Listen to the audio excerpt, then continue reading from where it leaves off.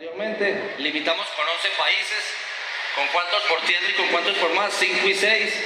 ¿Con cuántos hay conflicto? Pues ya tuvimos un conflicto en 1987 con el hermano país de Venezuela y se solucionó. El que quiera saberlo, ahí hay un libro muy interesante que se llama La Corbeta Solitaria, cuenta el problema que hubo entre Colombia y Venezuela por el tema del Golfo de Coquibacoa o del Golfo de Venezuela, como le dicen ellos.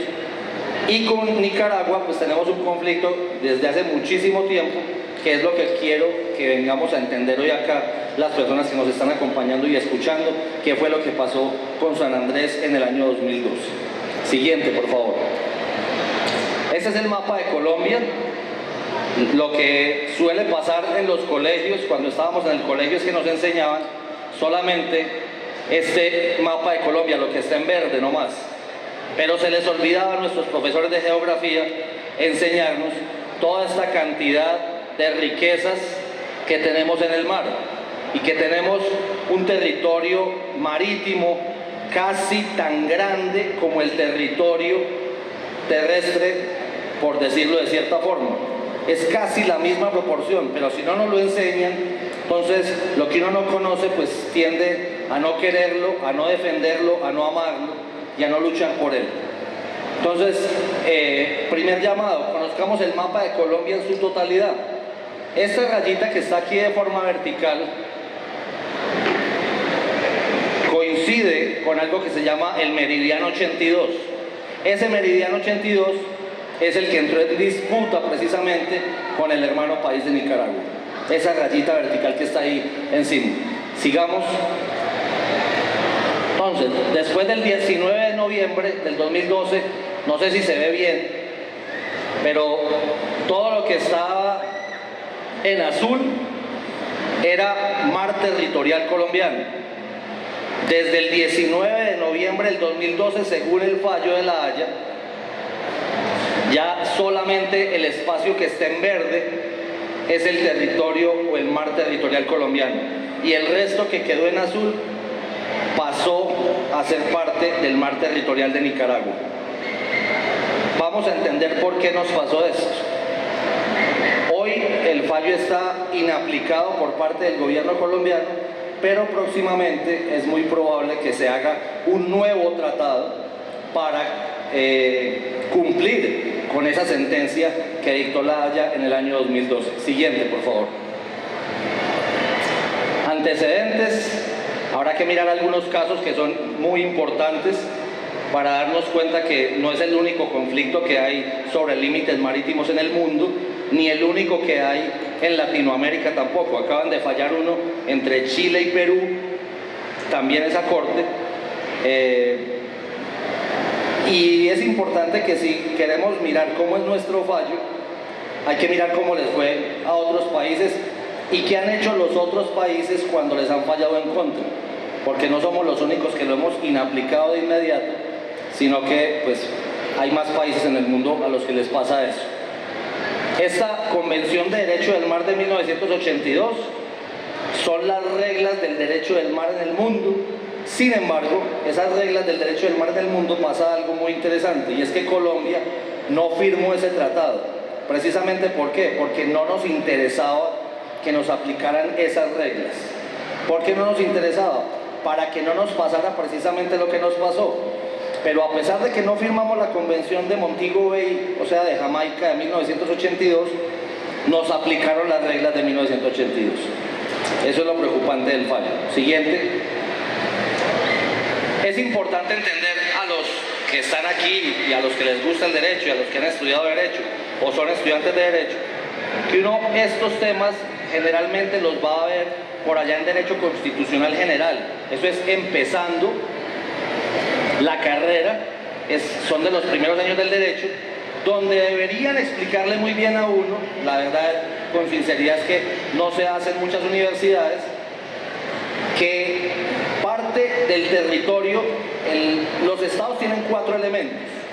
El primer elemento es el territorio, el segundo elemento es la población, el tercer elemento es el poder, el cuarto elemento es el derecho. Hablando específicamente de los elementos del estado, como lo es el territorio tiene pues varias acepciones, y una de las acepciones que hay que entender es esta, el territorio marítimo. ¿Cómo se conoce el territorio marítimo? Pues precisamente habrá que ver que no es tan fácil como ver lo que tenemos en la tierra, sino que esto tiene varias formas: plataforma continental, zona económica exclusiva, alta mar, la zona contigua, el lecho marino, y habrá que distinguir que incluso lo que está por debajo del agua es importante para nosotros. Entonces, lo que está en el lecho es importante, lo que está en el agua es importante, y lo que pasa o se proyecta por encima del agua también es importante, porque esos tres componentes del elemento territorio marítimo, pues nos toca cuidarlo a los que estamos aquí de blanquito y tenemos una cantidad de stands por ahí. Eso es lo que nosotros protegemos, el territorio marítimo de la nación y fluvial también. Siguiente, por favor. ¿Qué tenemos? Entonces, lo que tenemos desde hace bastante tiempo, esto es, desde 1928, o sea, no se han cumplido 100 años, un tratado que se llama el Tratado Esguerra-Bárcenas, que se firmó entre Nicaragua y Colombia. ¿Qué nos quedó? 3 islas medianamente grandes. ¿Cuáles son las 3 islas? Las que muchos conocemos acá: San Andrés, Providencia y Santa Catalina. Esas 3 islas son las 3 islas medianamente grandes, porque tampoco es que son muy grandes que digamos, pero sí muy importantes, ojo con eso. Y 7 accidentes geográficos entre islotes, cayos, bajos. ¿Cómo se llaman ellos? ¿Qué son esos accidentes? Todo lo que emerja del agua, todo lo que esté un poquitico por encima de la superficie del agua, son accidentes geográficos importantes para entender. Estos accidentes son 7 y vienen siendo 7 desde hace muchísimo tiempo. ¿Cuáles son? Bajo Nuevo, Serranilla, Roncador, Serrana, Quitasueño, el Bajo Este-Sureste y el Bajo Albuquerque. Esos 7 accidentes geográficos son parte del problema grande que tuvimos con Nicaragua. ¿Por qué? Porque en el Tratado Esguerra-Bárcenas de 1928, esos accidentes geográficos quedaron mencionados como accidentes geográficos, pero no quedaron relacionados cada uno con su nombre. Y ese es uno de los grandes problemas que nos pasó. ¿Qué más tenemos aparte de lo que flota o lo que está por encima del agua? El mar de la superficie, el mar en la profundidad y el lecho marino, como se nos acaba de explicar anteriormente en la ayuda anterior, donde está el gráfico. Siguiente. Hay un área de régimen común, que es un área donde había algo de disputa con Jamaica, con los Estados Unidos, la situación que quedó luego de la firma del tratado entre Estados Unidos, Jamaica y Colombia en el Banco Bajo Nuevo, o las Islas Petrel en el mes de noviembre de 1993. No es tan viejo este tratado.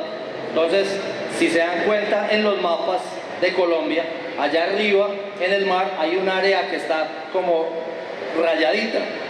Esa área que está rayadita, que es pequeñita, es el área de régimen común. Mide solamente 9 por 26 kilómetros y está en esta ubicación. ¿Qué es importante para entender el derecho del mar? Es importante entender algo que nos explicaban en el colegio también. No sé si lo recuerdan, el tema de la longitud, de la latitud, de que es un meridiano, que es un paralelo, ¿cierto? Eso es importante para entenderlo. A pesar de que a los abogados pues no nos enseñan nada de eso, los que nos tenemos que especializar en derecho del mar o marítimo tenemos que entender muy bien ese tema. Y aquí, por eso les traje una ayuda didáctica que es el mapamundi. ¿Cómo se ubica uno en el mundo? Precisamente con meridianos y paralelos. Meridianos son los que atraviesan la Tierra de norte a sur, ¿cierto? Esos son los meridianos y le dan toda la vuelta.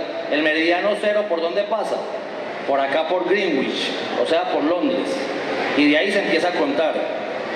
Meridiano 1, 2, 3, 4, 5. El meridiano que tenemos en disputa nosotros es el meridiano 82, que pasa por acá. Este que pasa por acá era el límite que habíamos determinado en el Tratado Esguerra-Bárcenas en 1928. Que esa rayita vertical que vimos en la imagen inicial iba a ser nuestro límite con el mar de Nicaragua. ¿Y qué son los paralelos? Los que son paralelos al Ecuador. ¿Se acuerdan del trópico de Cáncer y de Capricornio? Y los que van hacia arriba. Así se mide la longitud, norte o sur, y así se mide la latitud, este-oeste, ¿cierto? Y el cero será Greenwich, que es el que pasa por Londres. Esas ayudas son importantes, no solamente para los niños, sino para quienes vimos hace mucho tiempo la geografía y se nos olvidó cómo era que eso operaba. También para manejar los GPS, cuando vayamos por allá al extranjero, nos damos cuenta que está todo en latitud y longitud, grados, minutos y segundos. Muy bien, siguiente. Este proceso está muy largo, no les voy a contar todo lo que había acá, porque creo que no es el espacio académico para poder contarlo, pero esta conferencia va a quedar subida en YouTube para que ustedes tengan el acceso más fácil a ella y la puedan conocer. Muy básicamente, ¿y cuál es el resumen de esto? Las costas de Nicaragua, incluso de Costa Rica e incluso Panamá, si lo recordamos bien, todo Panamá era nuestro, hasta 1903, cuando se separa Panamá. Pues esa costa se llamaba la costa Mosquitia, y esa costa hacía parte de lo que hoy es Colombia, que en ese momento se llamaba el Virreinato de la Nueva Granada, pero antes había sido de los ingleses, lo que significa que las costas de lo que hoy es Nicaragua, ni siquiera en el mar, las costas eran colombianas. Precisamente de ahí viene la tradición de que eso sea nuestro. Y fueron pasando muchísimas cosas, entonces avancemos. Pasaron muchas cosas. Los títulos de soberanía, la cédula real de 1803 radicada en Aranjuez, no en Aranjuez aquí en Medellín, en Aranjuez, España, dice que no solamente esas costas, sino todas esas islas que estaban ahí, pues hacían parte del Virreinato de la Nueva Granada. Adicionalmente, el tratado suscrito entre la República de Colombia y las Provincias Unidas de Centroamérica, ya eso será en el siglo XIX, donde también habíamos acordado que eso quedaba así. Y adicionalmente, el ejercicio continuo e ininterrumpido sobre todo el archipiélago, incluso sobre las Islas Mangles. Hay unas islas que están más pegadas a la costa de Nicaragua, y esas islas que están más pegadas a la costa de Nicaragua, para ese momento incluso esas islas también eran parte de territorio de la República de Colombia. Pero llegaría el año de 1928, que es el año donde se parten las cosas y donde se firma el tratado, es Guerra Bárcenas, y ese es el que entra en conflicto pues posteriormente. Siguiente, por favor. En el siglo XX pasan muchas cosas, pero lo importante que les quiero decir y que se las tengo que explicar hoy con tristeza es: el Tratado de Guerra Bárcenas de 1928 se firmó después de 15 años de negociaciones. O sea, ese estuvo más largo que la paz inclusive que acabamos de suscribir. Pero en esos 15 años de negociaciones, que es muy importante que le contemos a los ciudadanos colombianos que todo esto es de ustedes. Durante esos 15 años, la Armada República de Colombia, la institución que yo hoy represento, por la cual tengo este uniforme, por la cual debemos los marinos defender el azul de la bandera y navegar, en 1928 la Armada no existía. Entonces nosotros firmamos un tratado sobre límites marítimos sin tener armada. Y eso es importante que la gente lo sepa. Porque cuando uno no tiene la fuerza coercitiva del Estado para defender el territorio, pues firma negocios que no son muy buenos negocios. Pero a pesar de eso, el Tratado de Guerra Bárcenas seguía siendo algo mejor que no haber firmado unos límites, donde venían en bastantes disputas incluso con los estadounidenses, que ya habían empezado a entender la concepción de la doctrina Monroe, que es América para los americanos. ¿Listo? Entonces, seguimos. Después de eso pasaron muchas cosas. Nació la OEA, 1948 en Bogotá, se suscribió el Convenio de Ginebra en 1969, y ya en el 69 empezó la pelea de verdad. Eso no es de ahorita, eso es una pelea que viene desde hace muchísimo tiempo y que gobiernos previos a este no supieron dimensionar hacia dónde iba eso. Muchísimos más gobiernos de los que ustedes piensan. Seguimos, entonces se inicia el litigio en 1969, no se hace nada, Pero vendrá una fecha que es muy importante, que la gente tiene que entenderla también, y es que en 1980, el hoy presidente de Nicaragua, que se llama Daniel Ortega, ese señor en 1980 llegó al poder, pero no llegó al poder por los votos, por las urnas, llegó al poder tomándose el poder. Dio un golpe de Estado, bajó el régimen de Fulgencio Batista y se apoderó del gobierno de Nicaragua. Y en ese mismo momento, o en ese mismo año donde él se toma el poder, le dice a Colombia que va a desconocer el Tratado de Sierra Bárcenas de 1928. El gobierno colombiano de la época no hizo mayor cosa, no creyó, pensó que ese gobierno pues no iba a ser muy duradero, y precisamente ese es el gobierno que hoy, 36 años después, todavía gobierna Nicaragua. Por eso es tan complejo el caso, aunque hoy ya gobierna con el respaldo de los votos o el respaldo popular.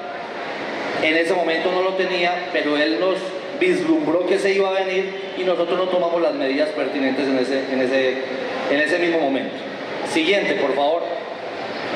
En el siglo XXI, esto fue lo que ya pasó. O sea, ya lo que nos tocó a todos los que estamos sentados acá es esto. En 2001, después de 1980, o sea, ¿cuántos años después? 21 años después, que, hablemoslo en términos muy coloquiales, después de 21 años de que nos la habían cantado, que no nos iban a respetar el tratado, precisamente demandaron el tratado en el año 2001. ¿Y qué nos pasó en Colombia? Colombia presenta unas excepciones, o sea, contesta la demanda, pero la contesta extemporáneamente.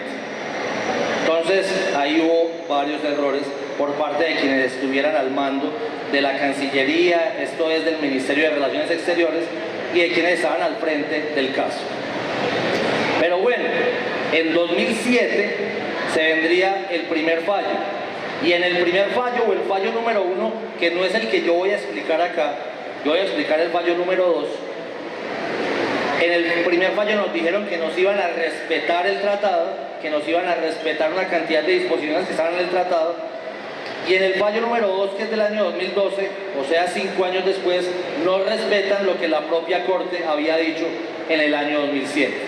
Eso es lo que nos preocupa verdaderamente cuando analizamos el fallo, que tiene 100 páginas, que los invitamos a que lo lean, pero somos conscientes de que aunque está ya en español, tiene un lenguaje muy técnico, jurídico, que es difícil de leer, sin entender una cantidad de elementos de estos. Seguimos, El fallo número 2 será el que vamos a explicar entonces en este momento, y tiene 4 puntos para explicar. Siguiente. El punto número 1. Vamos a empezar con los 4 puntos del fallo. Primer punto: todo lo que emerja del agua, o sea, la tierra, hasta el meridiano 82, es soberanía de Colombia, dice el fallo. Islas, islotes y cayos. Esto es, el tratado de 1928, a pesar de que Nicaragua lo demandó, nos dice la Corte de La Haya en Holanda, nos dice, ese tratado está vigente. ¿Sí? Entonces nosotros dijimos, qué bien, nos fue muy bien, pero teníamos que seguir leyendo el fallo para poder entender que no nos había ido tan bien. Segundo, ya en el fallo del 13 de diciembre de 2007, la propia Corte había excluido de la discusión a las 3 islas medianas que les dije ahorita: San Andrés, Providencia y Santa Catalina. Dijo, esas islas no vamos a discutir sobre ellas entre Colombia y Nicaragua, eso no se va a discutir, ya lo habían dicho en 2007. Tercer subpunto del primer punto, que dice, como en el Tratado de Sierra Bárcenas de 1928 no se delimitó ni se relacionaron específicamente los accidentes geográficos, esto es, esos 7 que les dije ahorita, ¿lo recuerdan? No estaban relacionados con nombre propio en el tratado, entonces sobre esos sí se va a hacer una delimitación. Y ahí es donde empezamos a perder territorio, cuando nos quisieron delimitar algo que no debería haber pasado así. Entonces, ¿qué es lo primero que se dice ahí? Que los cayos Sudeste y Albuquerque, que son los que están más hacia el lado de Colombia, por explicarles, para no hablar en términos de este, sudeste, porque los enredo con los mapas, los que están más hacia el lado de Colombia no tienen discusión, pero acuérdense que eran 7. 2 que no entran en discusión y 5 que van a empezar a delimitar. Con esos 5 es que hacen, punto número 2, por favor,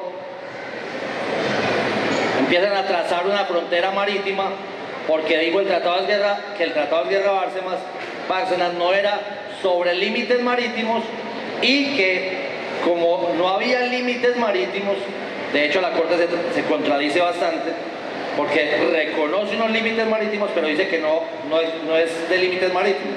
Entonces, dice que ella va a delimitar con esos 5 puntos siguientes. Dice, empieza por hacerlo en un punto al este del meridiano 82, al este, o sea, más hacia el lado de Nicaragua, y empieza a hacer como, lo dijo alguien por ahí que no me corresponde uniformado mencionarlo, medianamente hacer una situación salomónica. Empieza a partir por la mitad, de acuerdo a los puntos entre Colombia y la costa de Nicaragua. Entonces, hace una medición con equidistancia y busca una proporcionalidad que no debería buscar en nuestro concepto, pero la Corte lo hace, entre las islas nicaragüenses más al oeste y las islas colombianas que están más al lado de Nicaragua. Desafortunadamente, como ya lo dije, por ahí unas expresiones que no nos favorecieron mucho en ese fallo de alguien muy importante del Estado colombiano. Pero bueno, seguimos. Punto número 3. Determina las costas pertinentes de Nicaragua, desde donde va a medir sus referentes. Entonces le dice, como las costas no son como una línea, no son como una regla, sino que tienen bastantes accidentes, entonces le trazan una línea y le dicen, vamos a medir desde acá, y a Colombia la vamos a medir desde acá. Y ahí hacen el tema de la equidistancia que habíamos mencionado anteriormente. Entonces dicen, equivalente a 553 kilómetros lineales de las costas pertinentes de las islas, equivalentes a 65 kilómetros lineales. Con este último referente se evidencia una gran desproporción frente a las costas pertinentes colombianas, tomadas desde las Islas Mayores, que no están en discusión. ¿Cuál es esa otra contradicción de la Corte? Dice, yo no voy a tomar en cuenta las Islas Grandes, San Andrés, Providencia y Santa Catalina, pero sí las va a tomar como referencia para contar. Entonces, eso no tiene ningún tipo de lógica, pero así salió el fallo. Eso sí, culpa de la Corte. Adicionalmente, entonces traza 2 paralelos. Recordemos que los paralelos son los que van de forma horizontal. Entonces traza 2 paralelos al Ecuador, que son los que terminan quedando y delimitando el mar que nosotros teníamos, y terminan encapsulando a los 2 cayos que están arriba. Encapsulando, ¿por qué? Porque no tenemos una línea directa, sino que nos tocaría pedirle permiso a Nicaragua para llegar a posesiones de nosotros, o llegar por medio de helicóptero, pero también cruzaríamos cielo nicaragüense. Ese es uno de los problemas grandes. Entonces, siguiente, por favor. Y el punto 4 es un punto que es supremamente importante, donde debemos agradecerle a esta institución que yo represento, a la Armada Nacional, porque hicimos la medición con el Centro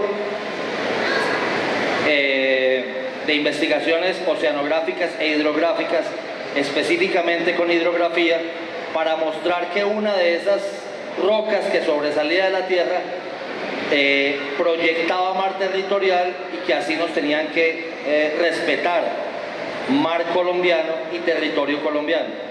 Eso es una investigación científica bastante interesante, que termina por determinar este punto. Ese punto le terminan diciendo el QS32. Ese QS32 hace una proyección bastante grande sobre el mar territorial, para poder que la gente termine entendiendo eso. ¿Cómo administrar 2 cayos enclavados si las aguas que los rodean están más allá de las 200 millas del mar territorial de Nicaragua, y que son zona económica exclusiva. Esto es, hay una libertad de navegación de cualquier buque o solo la explotación. Es como si a usted le pusieran un pedacito de la finca suya en la mitad de la finca de otro señor. Entonces, para usted poder llegar a la finca suya, pedacito de finca suya, usted tiene que pedirle permiso a otro señor para poder pasar. Creo que hasta ahí queda claro. Esos son los 4 puntos importantes del fallo. Siguiente, por favor.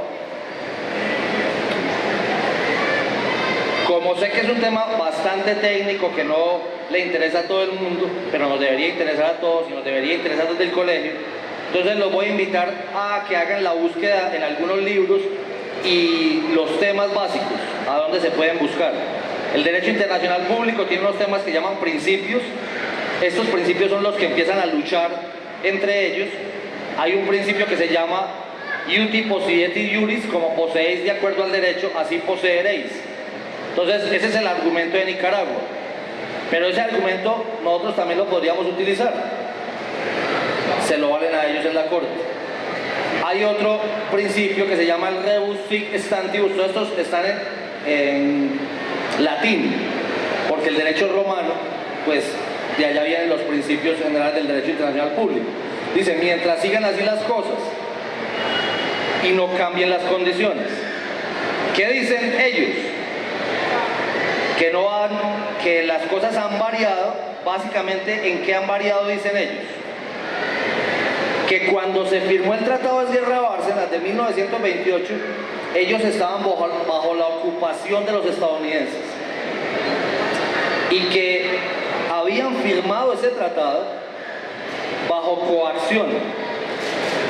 Pero si así fuera, la coacción sería para nosotros, porque nosotros no teníamos armada, como les conté ahorita previamente. Nuestra armada, esta institución que yo llevo hoy, que estoy portando en el uniforme, renació en el año 1932 con la guerra, con el conflicto contra Perú. Entonces, si hay alguien que tuviera coacción, pues hubiera sido Colombia y no Nicaragua. Ese argumento se cae de su peso. Pacta sunt servanda, los pactos son para cumplirse, los contratos son para cumplirse. Es el principio que nosotros invocamos. Si firmaste un tratado internacional, tenés que cumplir el tratado internacional. ¿Qué dice la Corte? Que hay que cumplirlo, pero que a ese tratado le faltaron detalles. Y que si le faltaron detalles, lo va a completar ella. Eso fue lo que dijo la Corte Internacional de Justicia. También se violan otros principios con la sentencia, como el res inter alios acta. Yo no puedo afectar a un tercero por parte de un tratado que yo haga. Esto es, si yo hago un tratado con Venezuela, no puede terminar afectado a Ecuador. ¿Por qué? Porque los efectos de los tratados, de los contratos o de los pactos son para las dos partes que están firmando el tratado, no para un tercero que no tiene nada que ver. Eso es lo que nos viene afectando con otra situación, con unos tratados que Nicaragua firmó con otros países y que cree que nos deben afectar a nosotros con el tema del mar territorial. Res judicata es otro principio que es cosa juzgada. El tratado de 1928 que decía que ya había terminado el problema con Nicaragua. Cuando uno firma un tratado, más o menos como lo que está pasando ahorita, ¿qué es lo que está diciendo? Que ya no tiene más problemas con la persona, ¿cierto? ¿Vamos a llegar a un arreglo? Sí, venga, sentémonos y firmemos. Cuando firmamos se acabó el problema. Si firmamos en 1928, ¿por qué ellos en el 2001 demandan el tratado? Si ya habíamos acabado el problema. Entonces ellos quieren volver a empezar el problema y efectivamente es lo que nos está pasando, discutiendo otra vez las cosas que ya estaban listas y fallar lo correcto, lo bueno. Siguiente. ¿Quiénes han escrito? Entonces les quiero recomendar libros para los que estén interesados. Yo sé que pues que no es un tema fácil, pero el que esté interesado en investigar, en buscar, Germán Cavalier Gaviria, está también Diego Uribe Vargas, Alberto Lozano Simonelli, Jaime Pinzón López, y últimamente, o la persona que más admiro yo, la persona que más ha escrito, la persona que más ha investigado el tema, que lo tiene claro desde hace más de 30, 40 años, se llama el doctor Enrique Gaviria Líbano.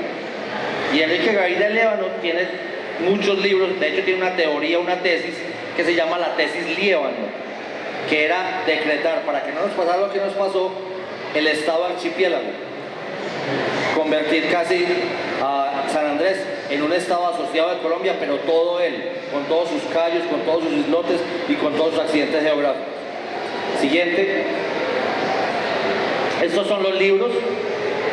Los archipiélagos de Estado en el derecho del mar, Enrique Gaviria León. El otro es el de Germán Cavelier, el ataque de Nicaragua a la soberanía colombiana. Son libros que, de hecho, este segundo se consigue en alguna librería donde vendan cualquier tipo de libros, y no son libros caros. Los otros libros son muy académicos, son muy de la Universidad Tadeo Lozano. Este último, siguiente. Y este es el que mejor refleja todo lo que nos pasó. De hecho, esta exposición se basa mucho en este libro, que es la desintegración del archipiélago de San Andrés y el fallo de la Corte de la Haya. Es de Editorial Temis y lo escribió el doctor Enrique Gaviria León. Ahí explica toda la historia y todo lo que nos pasó y cómo deberíamos asumir ese fallo. Y este es otro, que es un estudio de varios autores muy reconocidos, muy importantes, muy idóneos, de la Universidad del Rosario de Bogotá. Aquí en Medellín todavía no hemos entendido la importancia de esto y no hemos empezado a escribir o a publicar en las universidades sobre esa situación. Siguiente. La doctrina Liévano, como les cuento en ese libro, es más o menos esto. Era trazar una línea para convertir a San Andrés en un archipiélago y que así se pudiera proteger mucho mejor y no lo pudieran fragmentar como efectivamente lo hicieron con el fallo de 2012. Siguiente.